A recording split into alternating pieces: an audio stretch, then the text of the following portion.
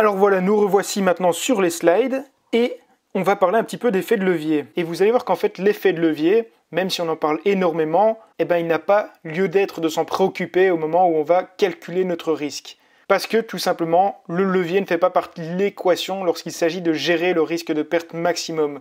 Vous avez vu les 3 facteurs précédemment, et le levier, ça va en fait être une conséquence de ce money management. Donc on va reprendre l'exemple précédent et je vais vous expliquer un petit peu ce que je veux dire par là.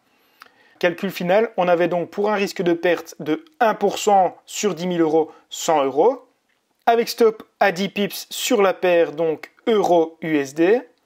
MyFXBook nous a permis de calculer donc une position de 1.14 lots maximum afin de ne pas risquer plus que 100 euros évidemment.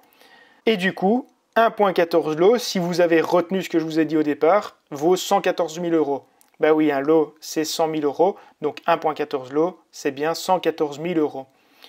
Malheureusement, vous n'aviez peut-être pas 114 000 euros sur votre compte. Par conséquent, le levier nécessaire qui devra s'appliquer pour que vous puissiez prendre cette position sera de 114 000 euros divisé par 10 000 euros que vous aviez sur votre compte, ce qui nous fait 11,4. Et 11,4, eh bien, c'est en fait votre levier. Le levier s'écrit généralement sous la forme 11,4 2.1. Vous voyez parfois 2 suivi de 2 points et de 1.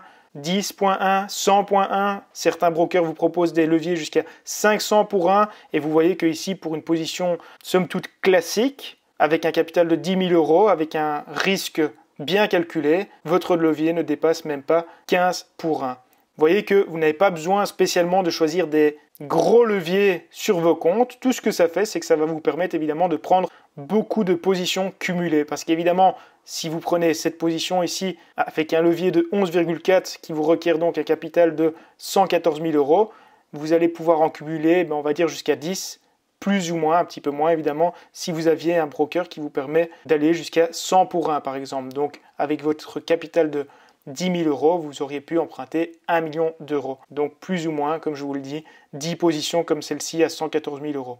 Voilà, j'espère que c'est clair. N'hésitez pas à repasser ça, mais comme vous le voyez, le levier, ça ne doit pas être votre préoccupation principale parce qu'en fait, c'est tout simplement une conséquence et vous n'avez même pas à vous en soucier à le calculer en fait. Tout ce qu'il importe, c'est de faire le calcul de votre risque maximum sur chaque position avec le MyFXBook, comme vous l'avez vu précédemment. Alors important par rapport à ce calcul, aucune de vos positions, du coup, ne devrait avoir la même taille. Ben oui, évidemment, sur chaque position, on ne va pas risquer la même chose, puisqu'on ne va pas prendre les mêmes risques. Et recalculez donc toujours également votre risque maximum par rapport au capital réel de votre compte. Si votre compte passe de 10 000 euros à 11 000 euros, j'invente, il va falloir recalculer ce risque maximum non pas sur 10 000 euros, mais sur 11 000 euros. Donc pour avoir 1% de risque, on va non plus risquer par exemple 100 euros si on avait un stop à 10 pips, mais 110 euros. Répétez une fois ce chapitre si ce n'est pas clair, mais je pense que c'est assez facile à comprendre et vous allez voir que à force de le faire, de répéter l'opération quelques fois, ça va devenir instinctif et habituel de calculer ce risque. Voilà, je vous laisse maintenant et on se retrouve dans la vidéo suivante.